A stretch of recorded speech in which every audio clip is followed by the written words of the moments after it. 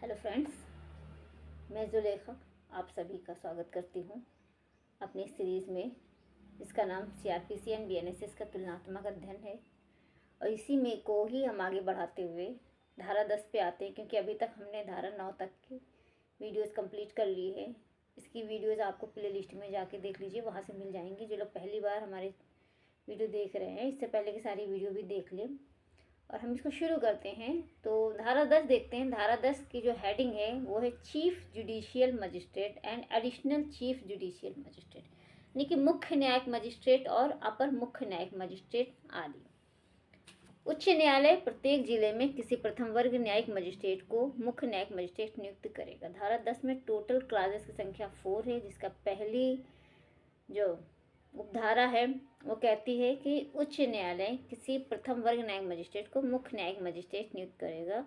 मुख्य न्यायिक मजिस्ट्रेट को शॉर्ट में सीजीएम कहा जाता है, यानी कि चीफ जुडिशियल मजिस्ट्रेट। जो लोग कोर्ट जाते हैं उनको पता होगा, आम बोलचाल की भाषा में कहा जाता है कि ये फाइल सीजीएम के यहाँ लगी है, ये फाइल एसीजीएम के यहाँ लगी है। सीजीएम यानी कि मुख्य न्यायिक मजिस्ट्रेट, एसीजीएम यानी कि एडिशनल चीफ जुडिशियल मजिस्ट्रेट, अपर मुख्य न्यायिक मजिस्ट्रेट होते हैं।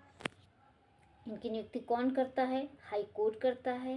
तो कोई प्रथम वर्ग न्यायिक मजिस्ट्रेट जो होता है उसी को ही हाई कोर्ट सीजीएम अपॉइंट करता है। सेकंड क्लास बताया गया है कि उच्च न्यायालय किसी प्रथम वर्ग न्यायिक मजिस्ट्रेट को अपर मुख्य न्यायिक मजिस्ट्रेट नियुक्त कर सकेगा, यानी कि जो प्रथम वर्ग न्यायिक मजिस्ट्रेट होगा उसे एडिशनल चीफ जुडिशियल मजिस्ट्रेट भी नियुक्त किया जा सकेगा। और ऐसे मजिस्ट्रेट को इस संहिता के अधीन या तत्समय प्रदत्त किसी अन्य विधि के अधीन मुख्य न्यायिक मजिस्ट्रेट की सभी या कोई शक्तियाँ होंगी जिसका उच्च न्यायालय निर्देश दे। यानी कि जो एडिशनल चीफ जुडिशियल मजिस्ट्रेट को अपॉइंट किया जा रहा है उनकी जो शक्तियाँ होंगी वो वही होंगी जो सीजीएम की होती हैं। दोनों में शक्तियाँ सेम हो गई।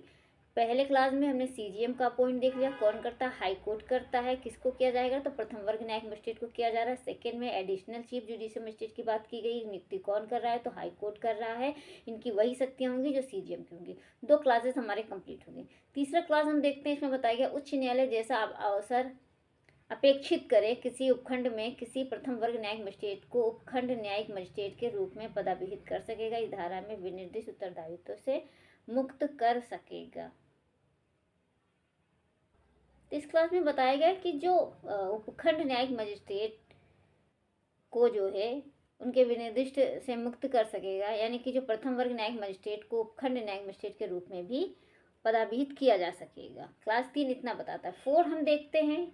4 हमारा इंपॉर्टेंट है। इसमें बताया गया है मुख्य न्यायिक मजिस्ट्रेट के साधारण नियंत्रण के अधीन रहते हुए प्रत्येक उपखंड न्यायिक मजिस्ट्रेट के उपखंड में न्यायिक मजिस्ट्रेटों के अपर मुख्य न्यायिक मजिस्ट्रेट से भिन्न के काम पर पर्यवेक्षण और नियंत्रण की ऐसी शक्तियां भी होंगी और उनका प्रयोग करेगा जो उच्च न्यायालय साधारण या विशेष आदेश द्वारा निमित्त विनिर्दिष्ट करे। यानी कि यहाँ पे उनके कार्यों का पर्यवेक्षण के बारे में था कि प्रत्येक उपखंड न्यायिक मजिस्ट्रेट सीजीएम के साधारण नियंत्रण में सीजीएम से भिन्न न्यायिक मजिस्ट्रेट के काम पर पर्यवेक्षण और निरीक्षण की शक्ति होगी। ये क्लास इतना बताता है। तो हम आपको बता दें क्या क्या इंपॉर्टेंट है। पहला क्लास आपको बहुत इंपॉर्टेंट, पहले तो हेडिंग याद कीजिए। धारा 10 में सीजीएम एसीजीएम के बारे में बताया गया है।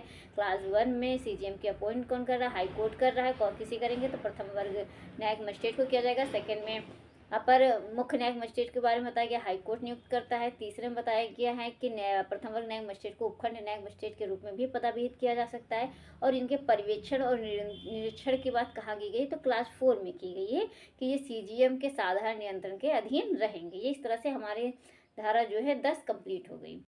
यही सारी चीज़ें इधर सीआरपीसी में भी चीज़ें सेम बताई गई हैं कि क्लास 1 में बताया गया है उच्च न्यायालय किसी प्रथम वर्ग न्यायिक मजिस्ट्रेट को मुख्य न्यायिक मजिस्ट्रेट नियुक्त करेगा। सेकंड में अपर मुख्य न्यायिक मजिस्ट्रेट की नियुक्ति उच्च न्यायालय कर रहा है।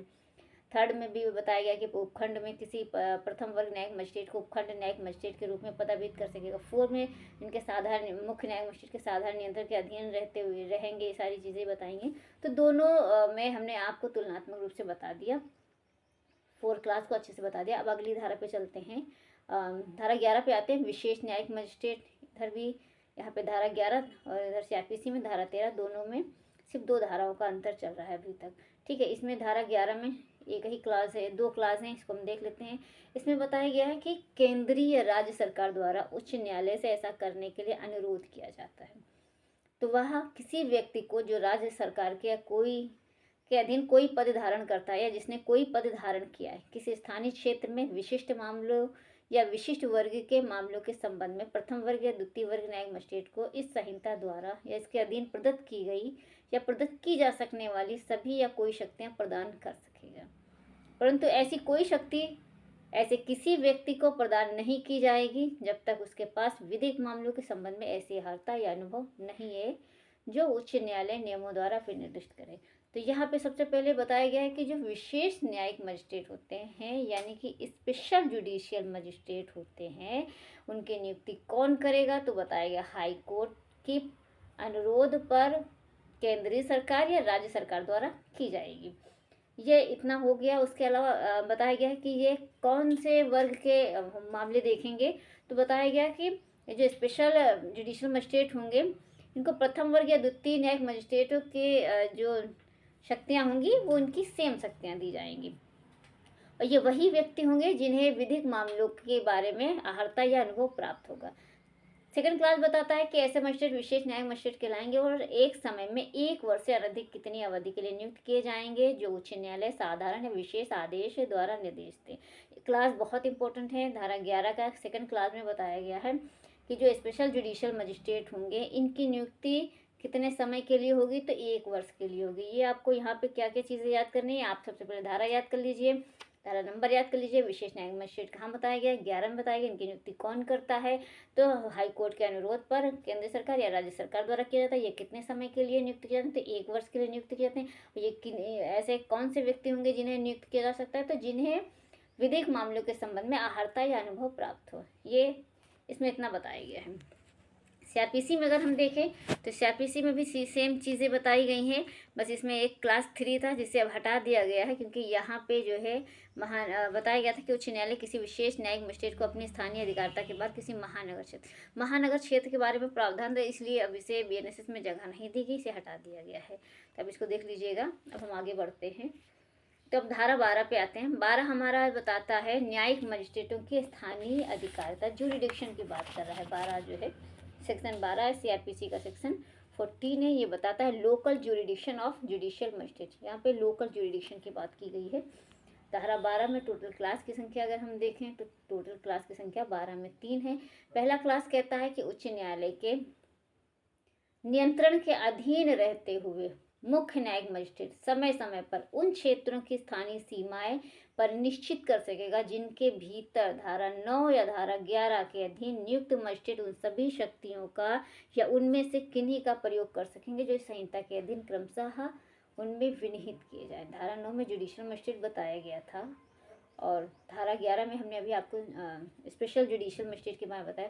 तो ये दोनों धाराओं में यानी कि स्पेशल जुडिशियल मजिस्ट्रेट एंड जो जुडिशियल मजिस्ट्रेट हैं इनके बारे में जो प्रावधान किया गया है धारा 9 या 11 के अधीन मजिस्ट्रेट अपनी शक्तियों का प्रयोग करते हैं। तो इस तरह से ये क्लास हमने देख लिया। आगे देखते हैं। ऐसे परिनिश्चय द्वारा जैसा उबंधित हो उसके सिवाय प्रत्येक ऐसे मजिस्ट्रेट की अधिकारिता और शक्तियों का विस्तार जिले में सर्वत्र होगा। तो पूरे जिले में इनकी अधिकारिता और शक्ति का विस्तार होगा। फिर क्लास 3 में देखते हैं। तो जहाँ धारा 9 या 11 के अधीन नियुक्त किसी मजिस्ट्रेट की स्थानीय अधिकारिता का विस्तार किसी उस जिले के जिसमें वह मामूली तौर पर न्यायालय की बैठकें करता है बाहर किसी क्षेत्र तक है, वहाँ इस संहिता में सेशन न्यायालय या मुख्य न्याय मजिस्ट्रेट के प्रति किसी निर्देश पर ऐसे मजिस्ट्रेट के संबंध में जब तक कि संदर्भ से अन्यथा अपेक्षित न हो यह अर्थ लगाया जाएगा कि वह अपनी स्थानीय अधिकारिता के भीतर संपूर्ण क्षेत्र में प्रत्येक जिले के संबंध में अधिकारिता का प्रयोग करने वाले यथास्थिति सेशन न्यायालय या मुख्य न्याय मजिस्ट्रेट के प्रति निर्देश है। तो इस तरह से हमने क्या देखा धारा 12 में कि न्यायिक मजिस्ट्रेटों की स्थानीय अधिकारिता के बारे में बताया गया है कि उच्च न्यायालय के नियंत्रण के अधीन सीजीएम मुख्य न्यायिक मजिस्ट्रेट उन क्षेत्रों की परिसीमाएं निर्धारित करेगा जिनके भीतर धारा 9-11 के अधीन मजिस्ट्रेट अपनी शक्तियों का प्रयोग करते हैं। ये शॉर्ट में इतना हमने आपको बता दिया। ठीक है, फिर अगली धारा देखते हैं। बहुत ज़्यादा इंपॉर्टेंट धारा नहीं है, बस आप इसकी हेडिंग देख लीजिए कि न्यायिक मजिस्ट्रेटों की स्थानीय अधिकारिता किस धारा में बताया गया। तो धारा 12 में बताया गया है। और आगे बढ़ते हैं। अभी तक फिलहाल यहाँ से कोई क्वेश्चन बना नहीं, लेकिन आप एक बार रीडिंग कर लीजिए। अगली धारा की तरफ हम बढ़ते हैं। तो धारा 13 आती है। तो धारा 13 कहती है न्यायिक मजिस्ट्रेटों का अधीनस्थ होना। अब ये धारा इंपॉर्टेंट है, ये आपको जानना चाहिए कि कौन किसके सबऑर्डिनेट है। ठीक है, तो ये धारा 13 देखते हैं। इधर सीआरपीसी में धारा 15 थी, कोई विशेष परिवर्तन नहीं हुआ है। धारा 13 देखते हैं, बहुत इंपॉर्टेंट धारा है। सबऑर्डिनेशन बताया गया है कि न्यायिक मजिस्ट्रेटों का अधीनस्थ होना, प्रत्येक मुख्य न्यायिक मजिस्ट्रेट का अधीनस्थ होना। प्रत्येक, क्लास 1 देखते हैं, प्रत्येक मुख्य न्यायिक मजिस्ट्रेट सेशन न्यायाधीश के अधीनस्थ होगा और प्रत्येक अन्य न्यायिक मजिस्ट्रेट सेशन न्यायाधीश के साधारण नियंत्रण के अधीन रहते हुए मुख्य न्यायिक मजिस्ट्रेट के अधीनस्थ होगा। ये क्लास 1 बताया। सेकंड क्लास कहता है मुख्य न्यायिक मजिस्ट्रेट समय समय पर अपने अधीनस्थ न्यायिक मजिस्ट्रेटों के बीच कार्य के वितरण के बारे में संहिता से संगत नियम बना सकेगा या विशेष आदेश दे सकेगा। मतलब क्या निकल के आया कि जितना भी प्रत्येक न्यायिक मजिस्ट्रेट है, ऑल जुडिशियल मजिस्ट्रेट, ये सभी किसके अधीनस्थ होंगे? तो ये होंगे सेशन न्यायाधीश के अधीनस्थ होंगे, ये सेशन न्यायाधीश के सबऑर्डिनेट होंगे। एवं प्रत्येक अन्य न्यायिक मजिस्ट्रेट, जितने भी अदर जुडिशियल मजिस्ट्रेट हैं, ये मुख्य न्याय मजिस्ट्रेट के अधीनस्थ माने जाएंगे। सीजीएम समय समय पर अधीनस्थ न्यायिक मजिस्ट्रेटों में कार्य वितरण संबंधी नियम का आदेश दे सकेगा। क्लियर हुआ? एक बार फिर से देखिए कि जो सीजीएम होगा, मुख्य न्यायिक मजिस्ट्रेट सीजीएम, ये सेशन न्यायाधीश के, सेशन जज के सबऑर्डिनेट होंगे। क्लियर? और अदर जुडिशियल मजिस्ट्रेट वो सेशन जज के साधारण नियंत्रण में रहते हुए सीजीएम के सबऑर्डिनेट होगा। और जो सीजीएम होगा वो समय समय पर जितने भी उनके सबऑर्डिनेट जुडिशियल मजिस्ट्रेट हैं उनके कार्यों के बारे में, कार्यों के वितरण के बारे में जो भी न्याय संगत होंगे वो नियम बना सकेगा या विशेष आदेश दे सकेगा। तो इस तरह से हमारी धारा 13 कंप्लीट होगी। धारा 13 इंपॉर्टेंट है, सबऑर्डिनेशन पूछा जाता है।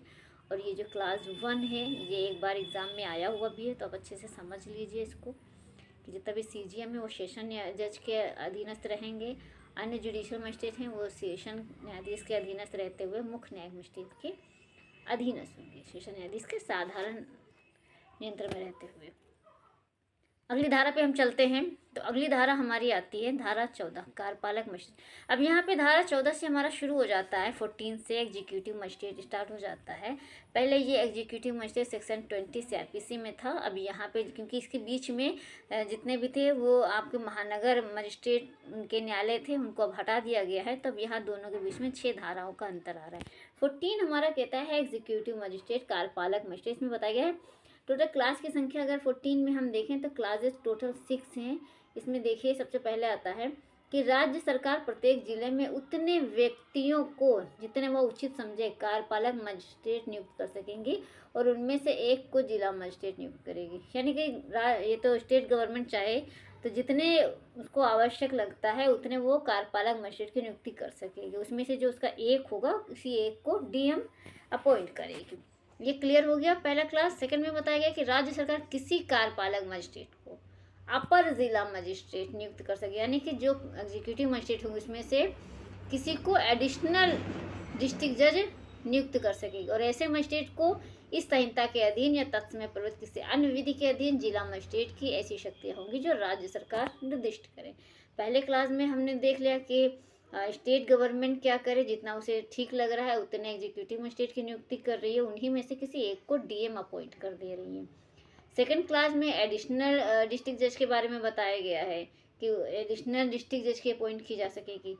तीसरे क्लास में बताते हैं तो यहाँ पे पद रिक्ति के बारे में बताया गया कि जब कभी किसी जिला मजिस्ट्रेट की पद की रिक्ति के परिणाम स्वरूप कोई अधिकारी उस जिले के कार्यपालक प्रशासन के लिए अस्थायी रूप से उत्तरवर्ती होता है तो ऐसा अधिकारी राज्य सरकार द्वारा आदेश दिए जाने तक क्रमशः उन सभी शक्तियों का प्रयोग और उन सभी कर्तव्यों का पालन करेगा जो इस संहिता द्वारा जिला मजिस्ट्रेट को प्रदत्त अधिरोपित की जाए। तो यहाँ पे पदरिक्ति की बात की गई कि अगर पदरिक्ति है तो जो जिला मजिस्ट्रेट के प्रदत्त अधिरोपित की जाएंगी सारी शक्तियाँ वे दी जाएंगी। ये डिसाइड कौन करेगा? ये जो उनके उत्तरवर्ती होता है ऐसा अधिकारी, और राज्य सरकार द्वारा आदेश दिए जाने पर उनके कर्तव्यों का पालन करेगा। ये क्लास हमारा 3 हो गया, पदरिक्ति के बारे में बताता है।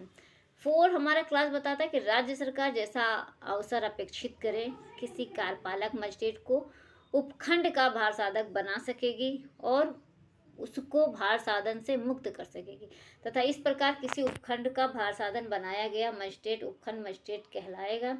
राज्य सरकार साधारण या विशेष आदेश द्वारा तथा ऐसे नियंत्रण और निर्देशों के अधीन रहते हुए जो अधिरोपित करना ठीक समझे उपधारा 4 के अधीन अपनी शक्तियां जिला मजिस्ट्रेट को प्रत्यायोजित कर सके। तो यहाँ पे स्टेट गवर्नमेंट के बताया गया कि वो साधारण या विशेष आदेश के द्वारा अपने नियंत्रण और निर्देशों के अधीन रहते हुए अधिरोपित करना ठीक समझे क्लास 4 के अधीन जो शक्तियां हैं वो डीएम को प्रत्यायोजित कर सकेगी स्टेट गवर्नमेंट। क्लास 6 की अगर हम बात करें तो क्लास 6 में बताया गया है कि कोई बात तस्मै प्रवृत्त किसी विधि के अधीन कार्यपालक मिश्र की सभी शक्तियां या उनमें से कोई शक्ति पुलिस आयुक्त को प्रदत्त करने से राज्य सरकार को प्रभावित नहीं करे, यानी कि जो पुलिस आयुक्त होगा, कमिश्नर होगा, उनको शक्तियां दी जा सकती हैं। तो इस तरह से क्लास 14 हमने देख लिया एग्जीक्यूटिव मजिस्ट्रेट, इसमें टोटल क्लास की संख्या 6 थी। पहले क्लास में बताया गया कि स्टेट गवर्नमेंट प्रत्येक जिले में या जितना भी आवश्यक समझे कार्यपालक मजिस्ट्रेट की नियुक्ति कर सकता है, उसमें से किसी एक को डीएम अपॉइंट करेगा। सेकंड में एडिशनल की नियुक्ति स्टेट गवर्नमेंट कर रही थी। तीसरे क्लास में पद रिक्ति के परिणाम स्वरूप कोई अधिकारी नहीं है तो वहाँ पे जिनके कर्तव्यों और शक्तियों का जो प्रयोग किया जाएगा उसके बारे में बताया गया। क्लास 4 बताता है कि जो कार्यपालक मजिस्ट्रेट है उपखंड के भार साधन भी बनाया जा सकता है उन्हें। और 5 में बताया गया विशेष राज्य सरकार विशेष आदेश द्वारा, साधारण आदेश द्वारा जैसा उसे लगे तो मजिस्ट्रेट जिला मजिस्ट्रेट को ऐसी शक्तियां प्रत्यायोजित कर सकता है जो उसे ठीक समझे स्टेट गवर्नमेंट को। 6 में बताया गया कि पुलिस कमिश्नर को भी शक्तियां राज्य सरकार अधिरोपित कर सकता है, रोका नहीं जाएगा, परिवारित करने वाली नहीं समझी जाएगी। तो इस तरह से क्लास हमारा सेक्शन 14 कंप्लीट हो गया। अब हम सेक्शन 15 पे आते हैं। विशेष कार्यपालक मजिस्ट्रेट स्पेशल एग्जीक्यूटिव मजिस्ट्रेट की बात की गई है। तो इसमें हम देखते हैं भी हमने जुडिशियल मजिस्ट्रेट की बात की थी। स्पेशल कौन सा था सेक्शन बताइए, सेक्शन कौन सा था? सेक्शन 11 था, एग्जीक्यूटिव में 15। तो ये 11 और 15 स्पेशल की बात करता है। 11 न्यायिक विशेष न्यायिक मजिस्ट्रेट है और 15 विशेष कार्यपालक मजिस्ट्रेट। अब हम इसकी बात करें तो देखते हैं 15 देखते हैं क्या कहता है विशेष कार्यपालक मजिस्ट्रेट। तो विशेष कार्यपालक मजिस्ट्रेट राज्य सरकार विशिष्ट क्षेत्रों के लिए या विशिष्ट कृत्यों का पालन करने के लिए कार्यपालक मजिस्ट्रेट या ऐसे किसी पुलिस अधिकारी को जो पुलिस अधीक्षक की पंक्ति से नीचे का ना हो या समतुल्य को जो विशेष कार्यपालक मजिस्ट्रेट के रूप में ज्ञात होंगे इतनी अवधि के लिए जितनी वह उचित समझे नियुक्त कर सकेगा। और इस संहिता के अधीन कार्यपालक मजिस्ट्रेटों को प्रदत्त की जा सकने वाली शक्तियों में ऐसी शक्तियां जिन्हें वह उचित समझे इन विशेष कार्यपालक मजिस्ट्रेट को प्रदत्त कर सकेंगे। अब यहाँ पे ध्यान दीजिए, विशेष कार्यपालक मजिस्ट्रेट की नियुक्ति कौन करता है? तो राज्य सरकार करता है। किस लिए करेगा? तो बताया गया किसी क्षेत्र के लिए या विशिष्ट कृत्यों को करने के लिए, या ऐसे किसी पुलिस अधिकारी को जो पुलिस अधीक्षक की पंक्ति के नीचे का ना हो, उसके बराबर समतुल्य हो, वहाँ पे विशेष कार्यपालक मजिस्ट्रेट के रूप में उसे नियुक्त किया जा सकता है। और यहाँ पे टाइम ध्यान दीजिएगा, अगर हम जब पढ़ रहे थे सेक्शन 11 पढ़ रहे थे तो वहाँ पे जो judicial magistrate special judicial magistrate थी तो उसे 1 वर्ष के लिए नियुक्त किया गया था, जबकि 15 में टाइम पीरियड नहीं बताया गया है। इसमें बताया गया है कि जितने समय के लिए आवश्यक समझे उतने समय के लिए विशेष कार्यपालक मजिस्ट्रेट की नियुक्ति की जा सकेगी। 16 हम देखते हैं तो 16 में देखते देखिए 15 के साथ हम CRPC 21 पढ़ेंगे, उसमें भी कोई परिवर्तन नहीं है। आगे पढ़ते हैं तो हम 16 आते हैं कार्यपालक मजिस्ट्रेट के स्थानीय अधिकार। तब यहाँ पे जूरिडिक्शन की बात करते हैं, इसके साथ सेक्शन 22 पढ़ेंगे CRPC का। तो देखिए 16 कहता है राज्य सरकार के नियंत्रण के अधीन रहते हुए जिला मजिस्ट्रेट समय समय पर उन क्षेत्रों की स्थानीय सीमाएं परिनिश्चित कर सकेगा जिनके भीतर कार्यपालक मजिस्ट्रेट उन सभी शक्तियों का या उनमें से किन्हीं का प्रयोग कर सकेंगे जो इस संहिता के अधीन उनमें विनिहित की जाए। ऐसे परिनिश्चय द्वारा जैसा उबंधित है उनके सिवाय प्रत्येक ऐसे मजिस्ट्रेट की स्थानीय अधिकारता और शक्तियों का विस्तार जिले में सर्वत्र होगा। ये जुरिडिक्शन बताता है। तो राज्य सरकार नियंत्रण के अधीन रहते जिला मजिस्ट्रेट उन क्षेत्रों की सीमाएं निश्चित कर सकता है कि जिनके भीतर कार्यपालक मजिस्ट्रेट की सभी शक्तियां आएगा या उनमें जो किन्हीं का प्रयोग कर सकेंगे। ठीक है, तो ये सेक्शन हमारा बस यहाँ पे सेक्शन लिख लीजिए। सेक्शन 16 में कार्यपालक मजिस्ट्रेट की स्थानीय अधिकारता बताई गई है, कौन डिसाइड करता है? तो ये राज्य सरकार करता है। बस आगे बढ़ते हैं तो सेक्शन 17 आता है। 17 के साथ हम 23 पढ़ेंगे कार्यपालक मजिस्ट्रेटों की स्थानीय अधिकारता CRPC में। इसमें देखिए अपर जिला मजिस्ट्रेट से भिन्न इतना ये था, इसे बता दिया गया है। अब इसमें देखते हैं तो कहा गया कि सभी कार्यपालक मजिस्ट्रेट जिला मजिस्ट्रेट के अधीनस्थ होंगे। जितने भी कार्यपालक मजिस्ट्रेट हैं ये किसके अधीनस्थ होंगे? तो DM के सबऑर्डिनेट होंगे। और किसी उपखंड में शक्तियों का प्रयोग करने वाला प्रत्येक कार्यपालक मजिस्ट्रेट उपखंड मजिस्ट्रेट से भिन्न जिला मजिस्ट्रेट के साधारण नियंत्रण के अधीन रहते हुए उपखंड मजिस्ट्रेट के भी अधीनस्थ होंगे। यानी कि जो कार्यपालक मजिस्ट्रेट होते हैं ये जिला मजिस्ट्रेट के तो साधारण नियंत्रण यानी कि डीएम के साधारण सबऑर्डिनेट तो रहेंगे, इसके साथ साथ उपखंड मजिस्ट्रेट के भी अधीनस्थ माने जाएंगे। फिर आता अधीनस्थ होंगे। फिर सेकंड क्लास में बताया गया कि जिला मजिस्ट्रेट यानी कि डीएम समय समय पर अपने अधीनस्थ कार्यपालक मजिस्ट्रेटों के बीच कार्य के वितरण या आवंटन के बारे में संहिता से संगत नियम बना सकेगा या विशेष आदेश दे सकेगा। ये क्लास हमारा 2 कंप्लीट हो गया। तो ये हमने 17 भी कंप्लीट कर लिया। इस तरह से हमने कार्यपालक मजिस्ट्रेट देख लिया। एक बार सेक्शन रिवाइज कर दे रहे हैं। सेक्शन 14 में हमने कार्यपालक मजिस्ट्रेट देखा और 15 में हमने विशेष कार्यपालक मजिस्ट्रेट देखा। 16 में हमने इनके जो है 16 में हमने इनकी लोकल जुरिडिक्शन देख ली। 17 में हमने इनका जो है सबऑर्डिनेशन देख लिया। तो ये जो है टोटल धाराएं इसमें 4 थी कार्यपालक मजिस्ट्रेट की, जो हमने कंप्लीट कर दिया है। अब हमारा जो 18 से स्टार्ट होगा ये हमारा होगा लोक अभियोजक। पब्लिक प्रोसिक्यूटर के बारे में बताता है, बहुत इंपॉर्टेंट, प्री एंड मेंस दोनों के लिए इंपॉर्टेंट है। ये आपका जाता है पूरा। इसमें जो 18 में टोटल क्लासेस की संख्या है उसमें टोटल क्लास की संख्या 9 है। 18 में 9 क्लास बहुत इंपॉर्टेंट है, ध्यान से पढ़िएगा। ये आपके प्री और मेंस के दोनों के लिए आता है। बाकी अभी जो हमने बताया उसमें आपके पास सेक्शन देख लेंगे, एक आध पॉइंट अंदर से देखेंगे, अदरवाइज सेक्शन भी पढ़ लेंगे तो आपका काम चल जाएगा। लेकिन 18 आपको डीप पढ़ना पड़ेगा क्योंकि यहाँ से डीपली क्वेश्चन बनते हैं। 18 देखते हैं तो ये लोक अभियोजक है। सीआरपीसी में ये लोक अभियोजक कहाँ था? 24 में था। अगर इसकी हम परिभाषा देखें, सेक्शन 2 क्लास 1 में वी में आपका पब्लिक प्रोसिक्यूटर की परिभाषा दी गई है और उसके अंतर्गत बताया गया है कि धारा 18 के अधीन नियुक्त कोई व्यक्ति अभिप्रेत है या इसके अंतर्गत लोक अभियोजक के निर्देशों के अधीन कार्य करने वाला व्यक्ति आता है। तो हमने इन्होंने सिर्फ इतना बता दिया कि धारा 18 के अधीन जो है अपॉइंट होते हैं। अब हम उसी धारा 18 को देखते हैं। तो देखते हैं इसमें टोटल 9 क्लासेस बताए गए। पहला क्लास हम शुरू करते हैं। तो पहले क्लास में बताया गया है कि प्रत्येक उच्च न्यायालय के लिए क्वेश्चन निकल के आया, लोक अभियोजक जो पब्लिक प्रोसिक्यूटर होते हैं वो कहाँ अपॉइंट होते हैं? तो वो हाई कोर्ट में अपॉइंट होते हैं। हमारा पहला क्वेश्चन का आंसर निकल आया कि प्रत्येक उच्च न्यायालय के लिए केंद्रीय सरकार या राज्य सरकार उस उच्च न्यायालय के परामर्श के पश्चात यथा स्थिति केंद्रीय राज्य सरकार की ओर से ऐसे न्यायालय में किसी अभियोजन, अपील या अन्य कार्यवाही के संचालन के लिए एक लोक अभियोजक नियुक्त करेगी और एक या अधिक अपर लोक अभियोजक भी नियुक्त कर सकेगी। क्लास हमारा ये कंप्लीट हो गया। परंतु राष्ट्रीय राजधानी राज्य क्षेत्र दिल्ली के संबंध में केंद्रीय सरकार दिल्ली उच्च न्यायालय से परामर्श के पश्चात इस उपधारा के प्रयोजनों के लिए लोक अभियोजक या अपर लोक अभियोजक की नियुक्ति करेगी। ये हमारा क्लास 1 था। क्या निकल के आया इसको तोड़ के देखते हैं। सर देखिए, सबसे पहले क्वेश्चन हम निकालते हैं तो ये निकल के आता है कि जो लोक अभियोजक होता है वो किन न्यायालयों के लिए अपॉइंट होता है? तो ये उच्च न्यायालयों के लिए अपॉइंट होता है। ये क्या करता है? तो ये उच्च न्यायालयों में अभियोजन का संचालन करता है। वहाँ की जो अपील होती हैं या जो भी अन्य कार्रवाइयाँ होती हैं उन कार्रवाइयों का संचालन कौन करता है? तो लोक अभियोजक करता है। इनकी नियुक्ति की बात करें तो इनकी नियुक्ति उच्च न्यायालय द्वारा की जाती है, लेकिन इनकी नियुक्ति जो होती है वो राज्य सरकार या केंद्र सरकार द्वारा की जाती है, परंतु उच्च न्यायालय के परामर्श के पश्चात। अगर राजधानी दिल्ली क्षेत्र का मामला है तो वहाँ पे उच्च न्यायालय के परामर्श के पश्चात उस धारा के प्रयोजन के लिए लोक अभियोजक अपर सहायक लोक अभियोजक की नियुक्ति करेगी।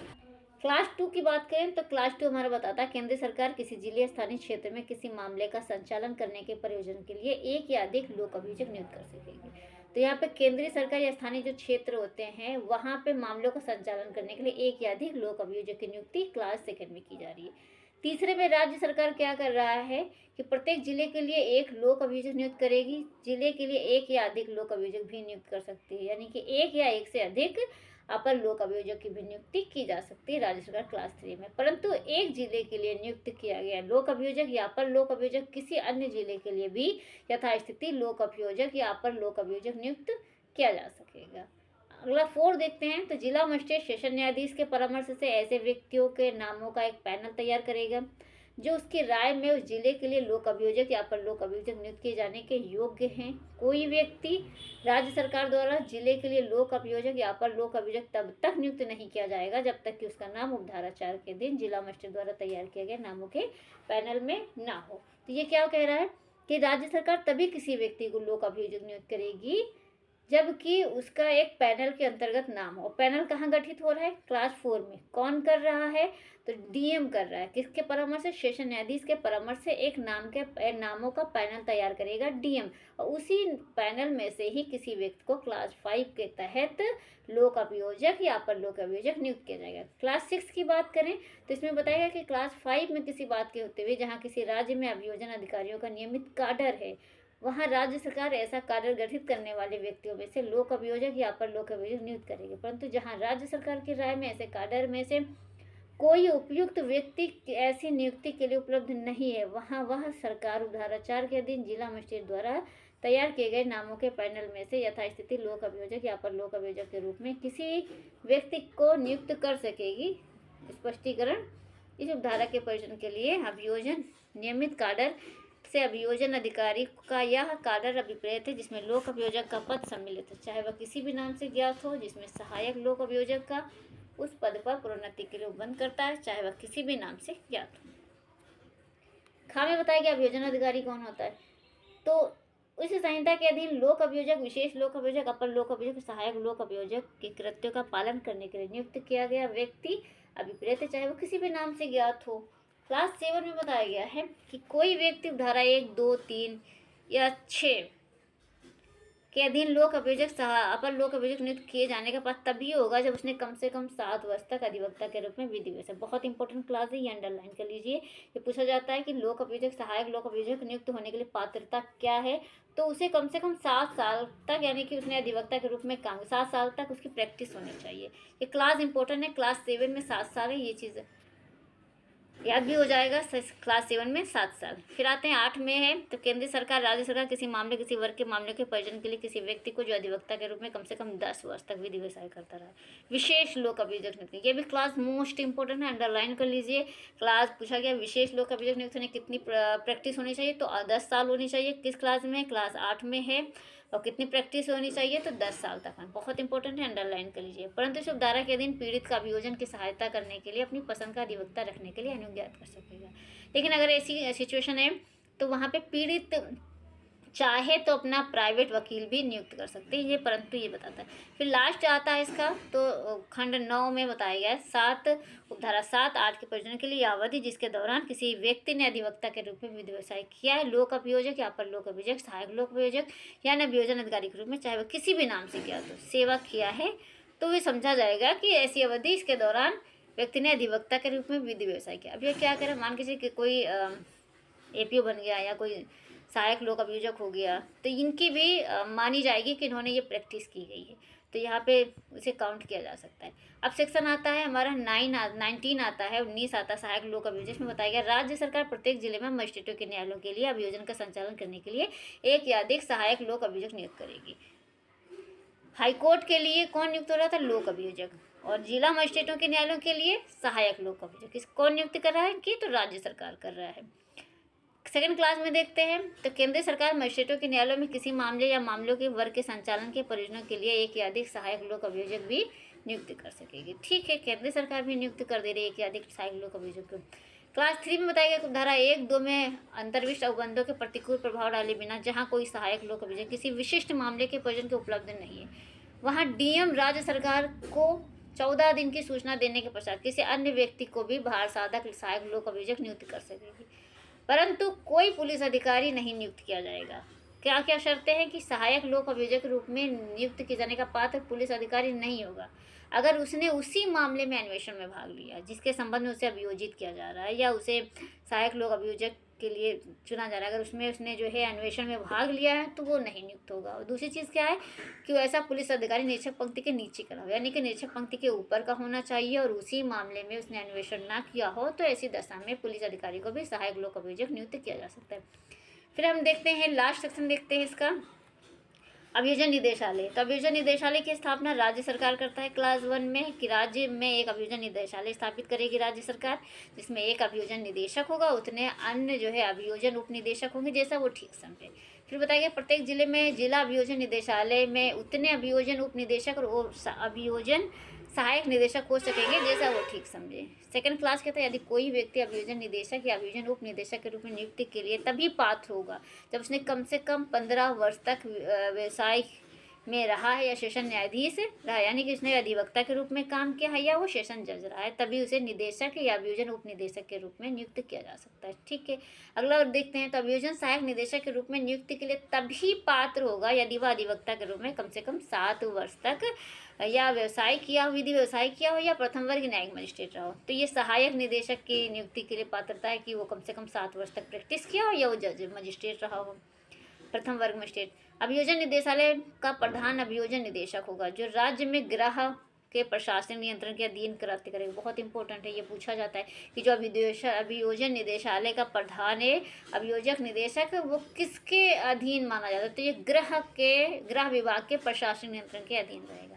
क्लास 4 देखिए कि प्रत्येक अभियोजन उप निदेशक या अभियोजन सहायक निदेशक अभियोजन निदेशक के अधीनस्थ होंगे और प्रत्येक अभियोजन सहायक निदेशक अभियोजन उप निदेशक के अधीनस्थ होगा। क्लास 5 देखें तो उच्च न्यायालय में मामलों का संचालन करने के लिए धारा 18 की उपधारा 1 या उपधारा 8 के अधीन राज्य सरकार द्वारा नियुक्त प्रत्येक लोक अभियोजक, अपर लोक अभियोजक और विशेष लोक अभियोजक अभियोजन निदेशक के अधीनस्थ होंगे। क्लास 6 में देखें तो धारा 18 उपधारा 3 या उपधारा 8 के अधीन जिला न्यायालयों में मामलों का संचालन करने के लिए राज्य सरकार द्वारा नियुक्त प्रत्येक लोक अभियोजक और अपर लोक अभियोजक, विशेष लोक अभियोजक और धारा 19 की उपधारा 1 के अधीन नियुक्त प्रत्येक सहायक लोक अभियोजक अभियोजन उप निदेशक अभियोजन सहायक निदेशक के अधीनस्थ होंगे। अब देखिए यहाँ पे क्लास 7, 8, 9, 10, 11, ठीक है, और 12 तक ये जो है नए ऐड हुए हैं, इनको देख लीजिए बस। क्लास 7 के तहत अभियोजन निदेशक की शक्तियां तथा कृत्य ऐसे मामलों का कार्रवाइयों के शीघ्र निपटारे और अपील फाइल करने पर राय देने के लिए मॉनिटर करना होगा और इसमें 10 वर्ष या उससे अधिक आजीवन कारावास या मृत्यु से दंडनीय है। तो वे अपराध जो 10 वर्ष से अधिक है, आजीवन कारावास मृत्यु से दंडनीय है, तो यहाँ इनके शीघ्र निपटारे के लिए, अपील फाइल करने के, राय देने के लिए यहाँ पे मॉनिटर करना होगा। ये कौन करेगा? ये अभियोजन निदेशक की शक्तियाँ, ये कृत्य के मामले में ये जो शक्ति बताई गई इसके अंतर्गत आएंगी कि अभियोजन निदेशक की जो शक्तियाँ हैं उनके कृत्यों, ऐसे मामलों का कार्रवाइयों को शीघ्र निपटारे, अपील फाइल करने पर राय देने के लिए मॉनिटर करना होगा, जिसमें अपराध कैसा होगा? 10 वर्ष या उससे अधिक का आजीवन कारावास या मृत्यु दंडनीय है। 8 में आता है अभियोजन उप निदेशक की शक्तियां कृत्य ऐसे मामले में जिनमें अपराध 7 वर्ष से अधिक के लिए दंडनीय है किंतु 10 वर्ष से कम है, ठीक है, 10 वर्ष से कम है, उनके त्वरित निपटान के सुनिश्चित करने के लिए पुलिस रिपोर्ट की परीक्षा करना, समीक्षा करना तथा मॉनिटर करना होगा। 9 में बताया कि अभियोजन सहायक निदेशक के कृत्य ऐसे मामलों को मॉनिटर करना होगा जिनमें कोई अपराध 7 वर्ष से कम के लिए दंडनीय है। क्लास 10 बताता है 7, 8, 9 में अंतर्विष्ट किसी बात के होते हुए भी अभियोजन का निदेशक, उप निदेशक या सहायक निदेशक इस संहिता के अधीन सभी कार्रवाइयों के लिए व्यवहार करने की शक्ति होगी और दायी होगी। फिर बताता है जो हमारा लास्ट आता है 11 है कि अभियोजन निदेशक, अभियोजन उप निदेशक या अभियोजन सहायक निदेशक के अन्य शक्तियां और कृत्य और वह क्षेत्र जिसके लिए प्रत्येक अभियोजन उप निदेशक या अभियोजन सहायक निदेशक नियुक्त किया गया है वह होगा जिसे राज्य सरकार अधिसूचना द्वारा निर्दिष्ट करे। लास्ट बताता है इस धारा को बंद लोक सहा अभियोजक के कृत्यों का पालन करते समय राज्य के महाधिवक्ता पर लागू नहीं होगी। ये भी अंडरलाइन है, मोस्ट इंपॉर्टेंट कि ये इसके प्रावधान कहाँ नहीं लागू होते हैं, तो महाधिवक्ता पर लागू नहीं होते। तो इस तरह से हमने चैप्टर 2 कंप्लीट कर लिया है। ये तो पूरा कंप्लीट हो गया। इसके अलावा मैं एक सेपरेट वीडियो बनाऊंगी जिसमें ये लोक अभियोजक, सहायक लोक अभियोजक के कार्य, शक्तियाँ और इनकी जो अधिकार क्षेत्र हैं, कौन नियुक्त होगा कौन नहीं होगा, इस पर मैं एक अलग विस्तृत रूप में वीडियो बनाऊंगी। क्योंकि अगर मैं इस पर डीप जाने लगती तो बहुत ज़्यादा वीडियो बहुत ज़्यादा लंबी हो जाती, तो इस वजह से इसको मुझे बहुत ही संक्षिप्त में कंप्लीट करना पड़ा है। मैं इसकी एक अलग से वीडियो भी बनाऊंगी। फिलहाल आपको इसको अच्छे से पढ़ लीजिएगा, नोट्स तैयार कर लीजिएगा। मिलते हैं नेक्स्ट वीडियो में। Thank you so much.